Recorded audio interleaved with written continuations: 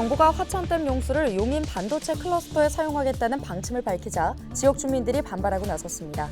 주민들은 무단 사용을 용납할 수 없다며 피해 보상을 촉구했습니다. 동해안권 경제자유구역 망상지구에 대한 개발 사업이 오는 2030년쯤 마무리될 것으로 전망됩니다. 망상 2, 3지구는 대부분의 행정 절차를 마무리했고 1지구도 속도를 낼 계획입니다. 속초시가 공공산후조리원을 조성합니다. 이번 산후조리원은 지상 3층 10개의 산모실을 갖추고 내년 상반기까지 영랑동에 조성될 예정입니다. 강릉시 주문진읍의 한 도로에서 분뇨 수거 차량이 전신주와 충돌했습니다. 이 사고로 조수석에 타고 있던 50대가 숨지고 운전자가 부상을 입었습니다.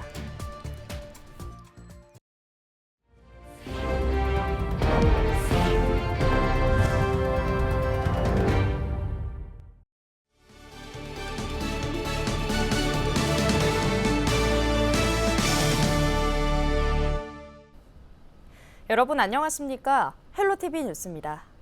정부가 화천댐 용수를 타 지역 반도체 산단에 쓰겠다고 하자 화천군이 발끈하고 나섰습니다. 주민들이 화천댐 앞에 모여 대규모 집회를 열었는데요. 화천군과 주민들은 댐 용수를 동의 없이 무단 사용하는 건 용납할 수 없다며 피해 보상을 촉구했습니다. 정승환 기자의 보도입니다. 화천 지역 주민들이 855 앞에 모였습니다. 용인 반도체 국가산업단지 용수로 화천댐 물을 이용하는 계획이 포함되자 반발하고 나선 겁니다. 정부는 용인 국가산단에 하루 80만 톤의 용수를 공급할 예정인데 이 중 60만 톤을 화천댐을 통해 해결할 계획입니다. 환경부는 화천댐 이용으로 인한 추가적인 피해는 없을 거라는 입장입니다. 댐 운영 방식을 상시방류 방식으로 바꾸는 것인 만큼 이로 인한 수몰 피해나 환경 훼손은 발생하지 않을 거란 겁니다. 방류할 때는 많이 했다가 아예 안 했다가 이렇게 되는 거를 붉은색 선과 같이 양은 줄이되 일정하게 그냥 꾸준하게 밑으로 흘려보내주는 이 화천댐에서 밑으로 흘려보내주는 이런 방식의 변경입니다. 다른 변경은 없습니다. 하지만 주민들은 지역민을 무시한 일방적 결정이라며 반발하고 있습니다. 일단 저희들 모르게 이루어진 이 모든 일은 안 된다. 그 정부 용인 산단으로 물을 뺀다는 그 계획은 우리가 받아들일 수가 없다. 저희가 뭐 다른 걸 요구하는 게 아니고 일단 거기서부터 다시 출발을 해야 된다 이렇게 생각하는 겁니다. 화천군과 지역 정치권도 보상 없는 희생을 되풀이할 수는 없다는 입장입니다. 댐 건설로 농경지와 도로가 물에 잠기는 등 오랜 기간 피해를 봐온 만큼 화천댐 용수를 이용하기 전에 합당한 보상이 우선돼야 한다는 겁니다. 1년에 480일 손해보고 있는 거 그대로 가만히 있으란 얘기입니다. 어느 누가 가만히 있겠습니까? 지난 80년 동안 우리가 손해본 곳을 계산해보면 3조 3천억이에요. 지금 우리 지역은 대한민국에서 가장 댐이 많은 지역입니다. 춘천을 포함해서 우리 화천 양구 지역 전부 다 댐에 의해서 포위된 섬이 됐습니다. 지역의 반발이 계속되자 환경부는 화천군과 강원도 등이 참여하는 회의체를 구성해 보상 방안을 함께 논의하겠다고 밝혔습니다. 헬로티비 뉴스 정승환입니다. 강원 경제자유구역청이 추진하는 망상지구 개발, 10년 넘게 지지부진했던 망상지구 개발이 본격적으로 시작됐다는 소식 전해드렸는데요. 그런데 망상 1지구보다 먼저 시작했던 2, 3지구 개발은 현재 어떤 상황이 있을까요? 박헌상 기자의 보도입니다.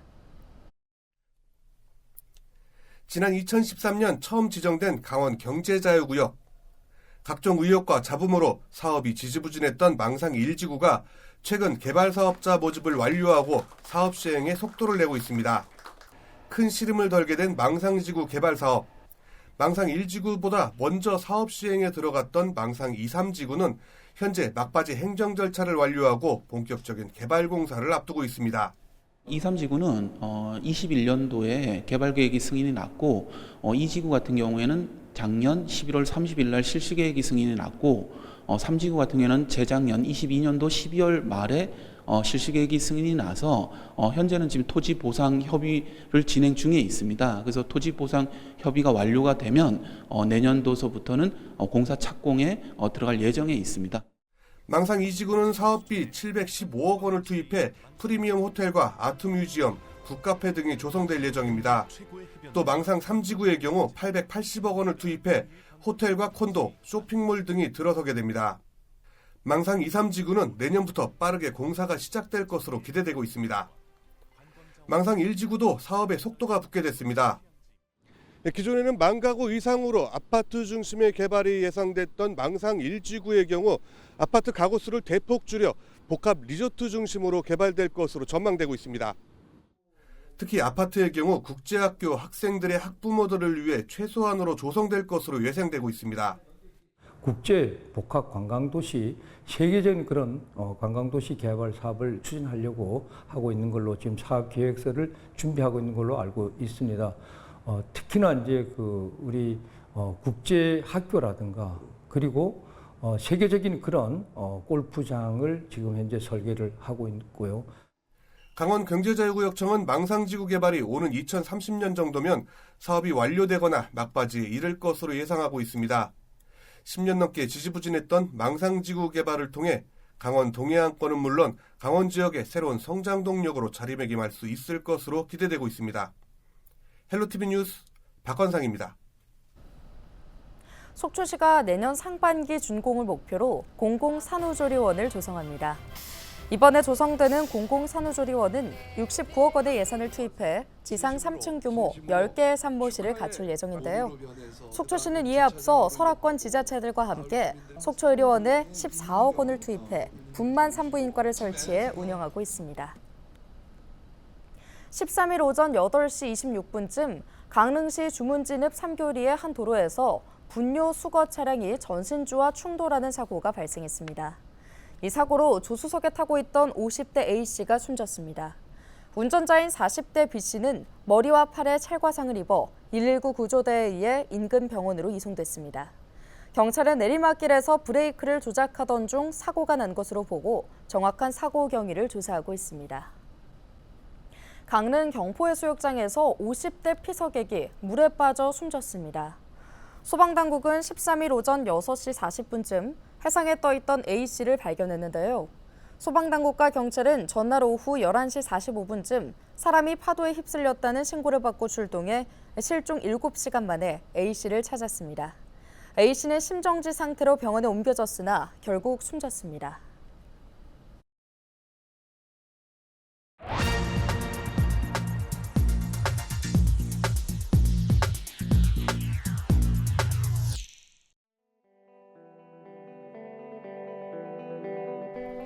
최근 마약을 집단으로 투약한 대학 연합동아리 회원들이 무더기로 적발돼 충격을 줬습니다. 이들 가운데는 명문대 학생들도 다수 포함돼 있었는데요. 마약이 대학가까지 파고들었으니 이제 우리 사회에 마약 안전지대는 없다고 봐야겠죠. 올 들어 지난 5월까지 단속에 걸린 마약 사범은 모두 9,000명에 육박하는데요. 작년 같은 기간보다 21%나 늘어난 수치입니다. 연령대로 보면 20대와 30대가 61%로 가장 많은데 10대도 3.7%나 된다는 사실이 놀랍습니다. 대학가에 이어서 청소년들에게까지 마약이 침투하고 있다는 얘기죠. 4년 전 조사를 보면 20세 이전에 마약류를 처음 사용한 비율이 무려 18%나 되고 호기심과 다른 사람의 권유로 마약을 접한 경우가 60%였습니다. 이렇게 마약이 젊은 층에 쉽게 파고드는 것은 추적이 어려운 외국 메신저와 같은 인터넷 공간에서 거래가 손쉽게 이루어지기 때문입니다. 마약 퇴치 운동 본부는 국내 마약 인구를 100만 명으로 추산하고 있습니다. 마약은 중독성이 강해서 한 번 시작하면 끊기가 어렵다고 하죠. 실제로 마약을 끊으려 시도해도 3분의 1만 1년 이상 마약에 손을 대지 않는다는 연구 결과도 있습니다. 우리 사회를 좀먹는 마약은 반드시 뿌리를 뽑아야 합니다. 이를 위해서는 단속과 처벌을 강화해야 합니다. 청나라가 아편으로 망했다는 역사를 기억하는 중국은 마약 사범을 사형에 처하기도 합니다. 또한 흩어져 있는 마약 관련 정보 수집과 수사를 총괄하는 컨트롤 타워가 필요합니다. 미국의 마약 단속국과 같은 마약청을 설립해야 한다는 주장이 그래서 설득력을 갖습니다. 데스크의 눈이었습니다.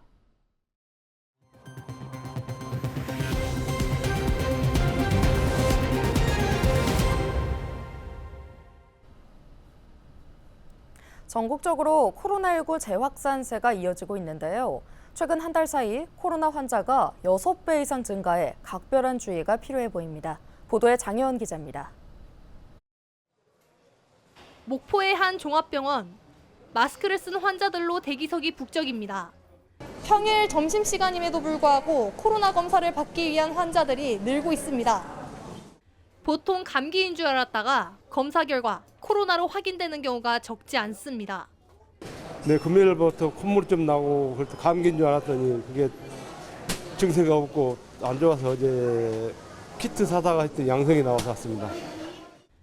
해당 병원에서는 7월 셋째 주부터 코로나 검사를 100건 넘게 했고 8월 둘째 주에만 134명이 양성 판정을 받은 것으로 나타났습니다. 최근 들어서 7월 중순 이후로 코로나 환자가 좀 많이 급증한 게 사실이고요. 지금 실제적으로 저희들이 RAT하고 PCR 검사를 해보면 7월 중순 이후에 8월 초까지 계속 상승 곡선을 걷고 있는 양상이더라고요. 코로나19는 다시 전국적으로 퍼지고 있는 상황. 8월 첫째 주 코로나19 입원 환자는 모두 861명으로 4주 전보다 6배 높은 수치를 기록했습니다. 연령대로 보면 65세 이상 환자가 전체 입원 환자 수의 65.2%를 차지했고 50세에서 64세까지 18%로 뒤를 이었습니다.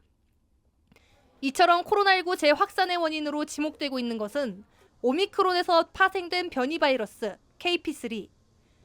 KP3에 감염되면 두통과 오한, 콧물 같은 일반적인 독감 증상이 나타나지만 전파력과 중증도 증가에 대해서는 알려진 게 없습니다. 일단은 새로운 변이가 나타나서 유행을 하고 있고요. 그게 제일 큰 거고. 질병관리청은 현재 위기 단계 격상까지 언급할 수준은 아니지만 자가키트 공급 물량을 확대하겠다고 밝혔습니다. 또 기저질환이 있는 노령층의 각별한 주의와 실내 환기, 마스크 사용 등 개인 방역을 강조했습니다. 호흡기 증상이 있으시면 마스크를 꼭 써주시고 그 외에도 손 씻기 같은 감염병 관리 예방 수칙을 잘 지켜주시는 게 크게 도움이 될 것 같습니다. 방역 당국은 코로나 재확산세가 이어지면서 치료제 공급을 주 2회로 늘리고 오는 10월쯤 신규 백신 접종을 시작할 예정. 코로나 유행이 한동안 지속될 전망인 만큼 철저한 개인 방역이 필요합니다. 헬로티비 뉴스 장혜원입니다. 강원도가 춘천 서면과 도심을 연결하는 서면대교 건설 공사를 이달 중 발주합니다. 강원도는 이달 사업자 선정 절차를 마무리하고 내년 3월 공사에 착수할 계획인데요. 오는 2028년 서면대교가 건설되면 서면에서 춘천 도심까지 소요 시간은 17분에서 7분으로 단축됩니다. 인제군이 민물 가마우지 포획구역을 확대합니다. 인제군은 어족자원 보호를 위해 가마우지 포획 지역을 기존 내수면 어업구역에서 인제군 하천구역 전역으로 확대한다고 밝혔는데요. 인제군은 올해 민물 가마우지가 유해 야생동물로 지정된 이후 상반기에 300여 마리를 포획했습니다. 지난 12일 오후 4시쯤 고성군 금강산 콘도 인근 해상 갯바위에 고립된 관광객 2명이 해경에 의해 구조됐습니다. 속초해양경찰서는 금강산 콘도 인근 해상에서 튜브를 타고 물놀이를 하던 20대 관광객 2명이 포류돼 갯바위에 고립된 것을 구조했다고 밝혔습니다. 구조된 관광객은 다행히 건강에 아무런 이상이 없어 귀가 조치됐습니다. 태백시가 강원자치도와 함께 다양한 기업 지원 시책을 추진합니다. 주요 지원 시책은 폐광지역 투자보조금과 근로자 이주 및 주거지원금, 물류보조금과 중소기업 육성자금 2차 보전금 등인데요. 특히 폐광지역 투자보조금은 투자기업의 부담 완화를 위해 부지 매입비를 최대 10억 원, 설비 투자비를 최대 20억 원 지원합니다. 오늘 준비한 소식은 여기까지입니다. 함께해 주신 여러분 고맙습니다.